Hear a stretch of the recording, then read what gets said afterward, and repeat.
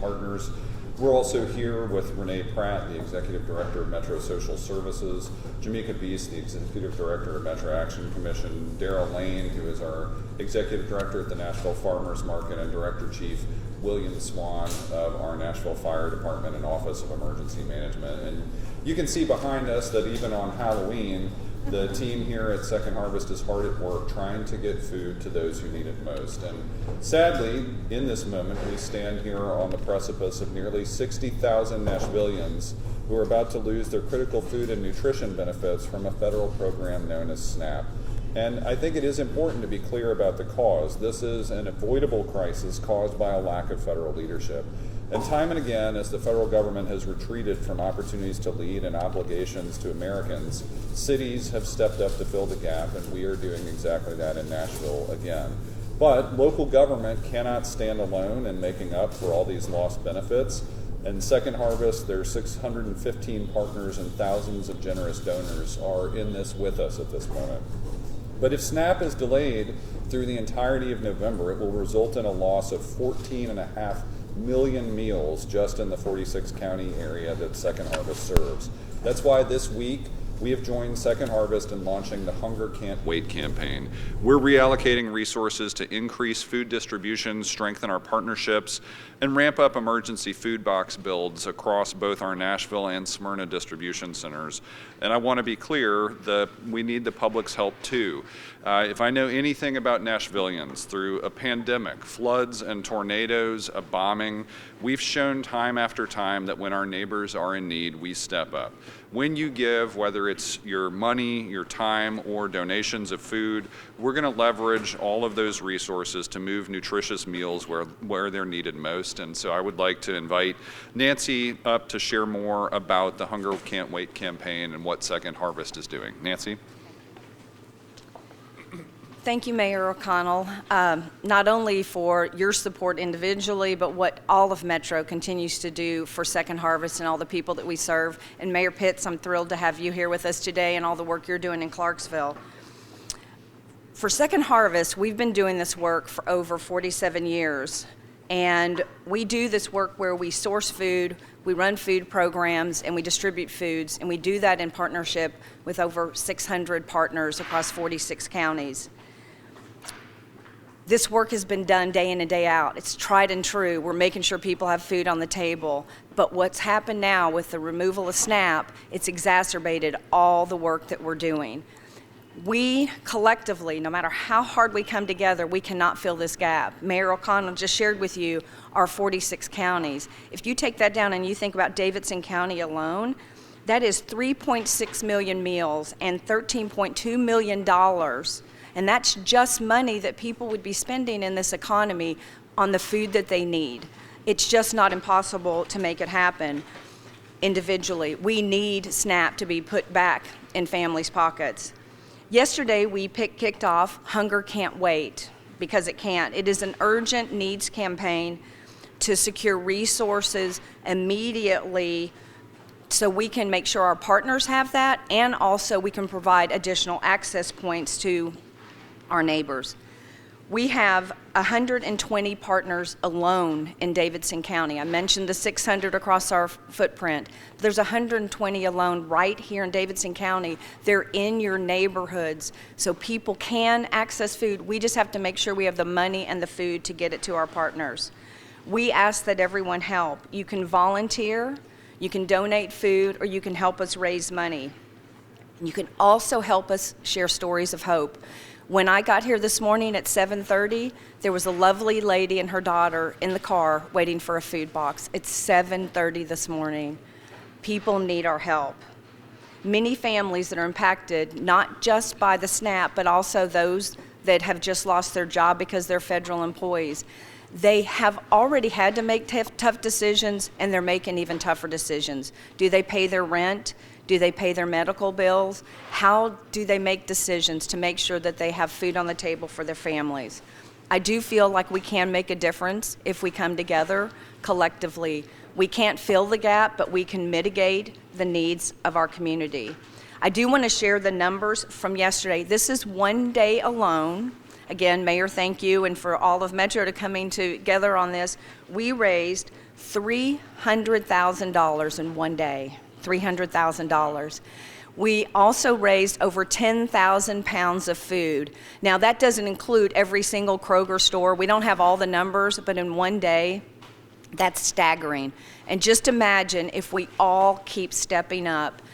People just go to the grocery store, get food, give it to your neighbors, bring it to one of our locations, donate food, volunteer, share a story. We like to say, and I think you guys will agree, that hunger is a human right. Not hunger, food is a human right. It is so important that people have food on the table so they can live happy, productive lives. Now, I talk a lot about how you can give and how you can support. You also know people that are needing help. The best thing that we recommend is go to secondharvestmidtn.org and go to our Find Food tool, and it will tell you in your community, no matter what county you're in, where you can get food. People that you go to school with, you go to church with, you're working alongside, they're working in our restaurants, they need help. Keep your ears and eyes open and make sure you share the resources with them. Again, I appreciate the community coming together. Tennessee is amazing, Nashville is amazing. We can make a difference, but it's going to take all of us, not just today, but in the days ahead. Thank you guys so much for being here. Thank you, Mayor. Nancy, thank you. And hearing you speak, I just, again, and knowing the volunteers coming into an active distribution center, inspired by the great work that you all do every day and in the face of remarkable headwinds. The mega bill passed by Congress several months ago already enacted historic cuts to SNAP before we even got to the shutdown, eliminating 300 million meals in Tennessee over the next decade. Since April 1st, Second Harvest has lost access to 30% of food received through USDA programs. That's equivalent to 700,000 pounds of fresh produce, protein, and dairy lost each quarter. The federal government has made all these drastic cuts as food prices have increased 25% in Tennessee over the past 5 years. So locally, our team in the mayor's office is working with all of our Metro Human Services agencies like Metro Social Services and the Metro Action Commission to ensure that our programs are not disrupted dramatically by the federal government shutdown. And where we can, we're expanding programs like our Fresh Bucks offering at the Nashville Farmers Market. For anyone that relies on SNAP benefits, you can shop at the farmers market. The Fresh Bucks campaign allows you to get each dollar matched that you spend on fresh food. So if you spend $100, you're going to get $100 in additional tokens to continue shopping at NFM. And of course, we have learned so much under Director Chief Swan's leadership at our Office of Emergency Management, working with organizations through the volunteer organizations active in disasters, that the framework isn't just for crises like fires or natural disasters. It is similarly structured throughout Metro. So we're so lucky to have qualified leaders, incredible workforce that is doing this in Nashville. But here in Davidson County, we've had Tennessee's highest participation rate in SNAP. A quarter of all SNAP recipients in Tennessee live in Davidson County. That's nearly 30,000 homes that rely on SNAP. But we know this impact is going to be felt all across Tennessee. Last year, across Middle Tennessee alone, Second Harvest provided 42.3 million meals across 36 counties.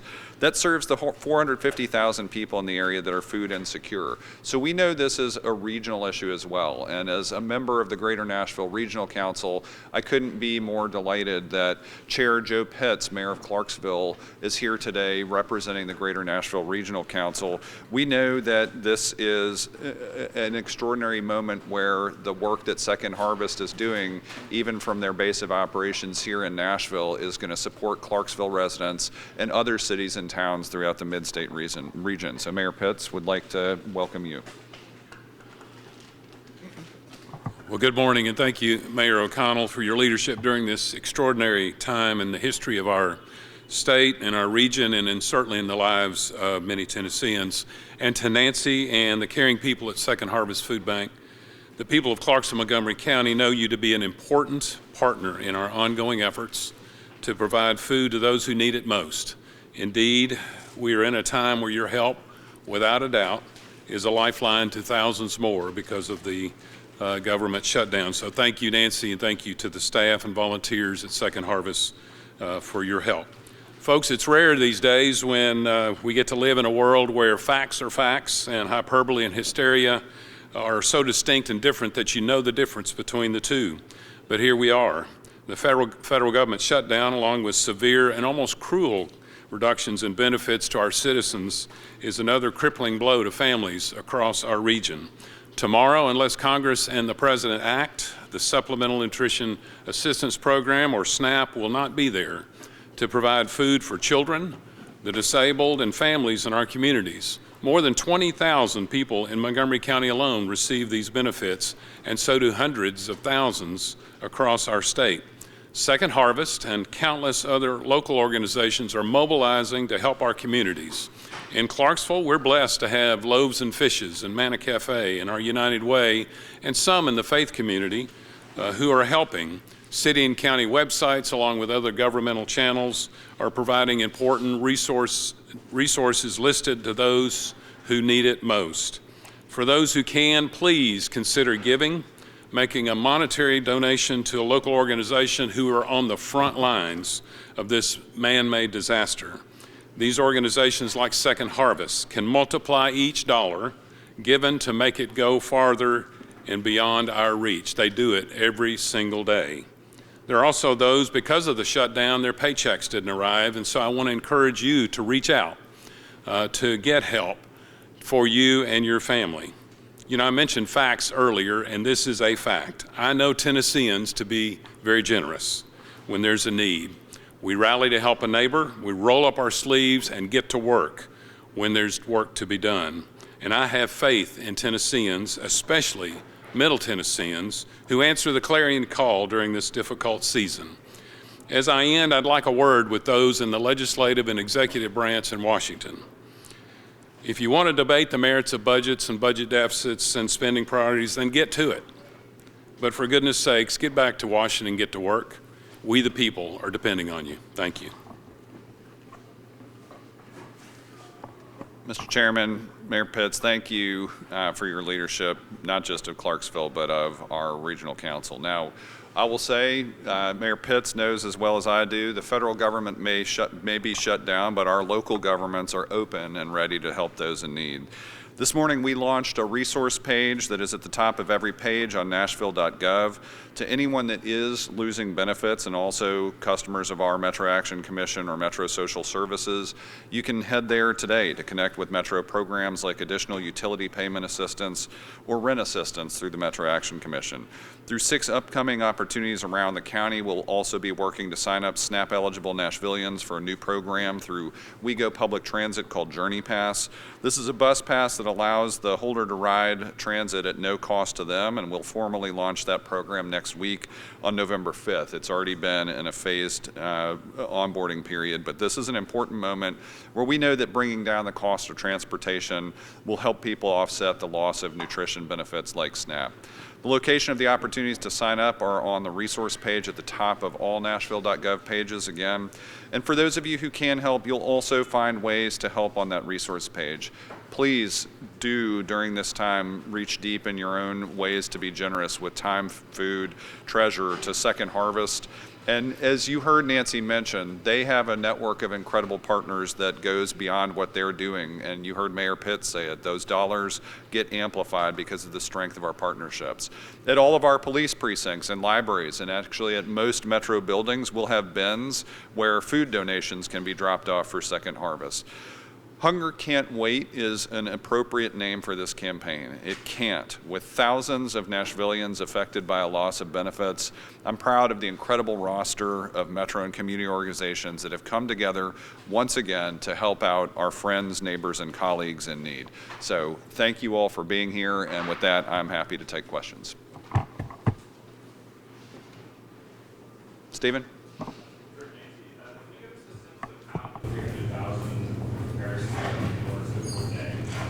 Excuse me, I didn't hear the question. 300,000 on a typical day in terms of donations. Oh, on donations, we don't get $300,000 on a typical day. On a good day, like on a Giving Tuesday or something, when everybody in the country's doing something, it's around $100,000 that we can get. But everybody understands that so many more people are being impacted. So it's a big number for us. But it's still not big enough, as you heard me say earlier.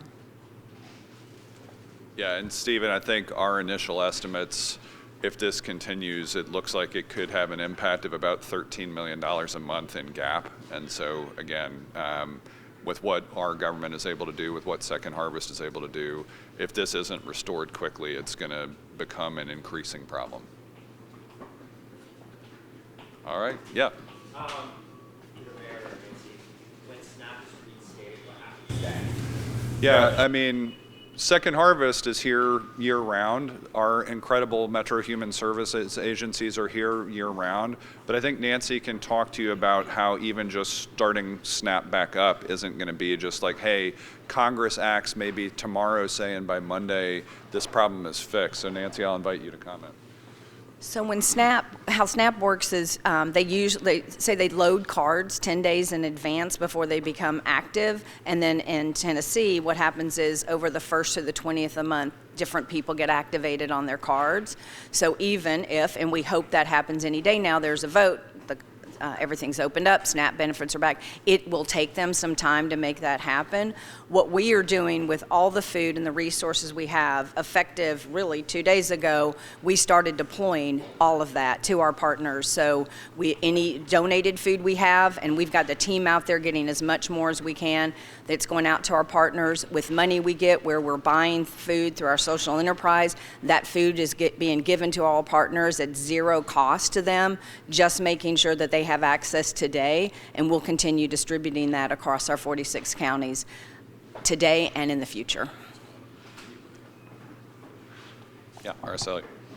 Estimate in how demand has increased perhaps for food donations, or has it, or do you anticipate perhaps it picking up more than that? We have already seen some increase in demand, and I'll let Nancy share what it looked like. I mean, so I'll say our office has been tracking the shutdown since it started, and we pretty quickly moved from monitoring to response. And so over the past week in particular, working to set up this network. But Nancy can share with you part of the reason for that. They were already seeing an increase in demand, and you heard a little bit about increase in costs expected as a result of other federal activity. But Nancy, I'll let you talk about the kind of week leading up to this.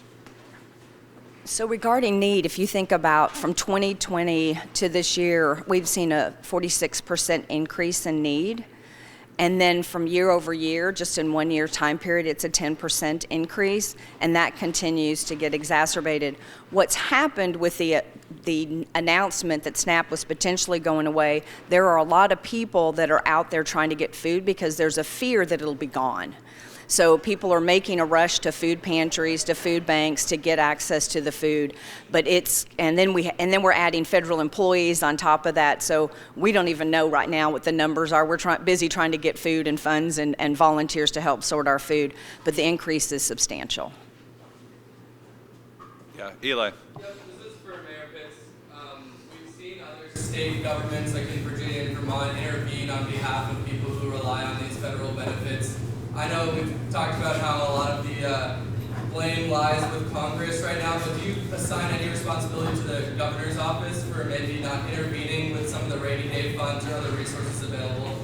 We all share responsibility and the blame, everybody does, but it's a matter of when you share responsibility, you have to share response, and everybody needs to respond, including our state government, federal government, and the local governments are clearly doing that. I think Mayor Pitt's comments covered it, but I mean, we've been in touch with the state. I think they will probably take some measure of response. We're going to keep them informed about what we're doing locally so they understand the impact. All right, thanks everybody. Oh, sorry, Austin. Brian, blinded by the lights. Yeah. Have you heard anything from Tennessee's federal delegation about what they're hearing about whether this is going to come to an end soon? Or? We have not really been given guidance by any of our congressional delegation about their expectation. I will say with Darren Jernigan in our office, working with federal partners at the state level, we've had good insight into the overall negotiations. And I will say, as I woke up this morning, it didn't seem like action was imminent. I think there is an understanding of the magnitude of the problem, but unfortunately, It seems like instead of preventing pain, right now Congress is going to allow the country to experience pain before they respond. Anything else? All right, appreciate you all. Thanks, everybody. Thank you very much. Hopefully I didn't embarrass us.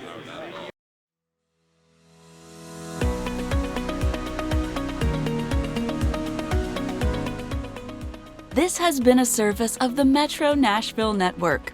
If you would like to see this presentation again, or for more information on this and other programs, visit nashville.gov.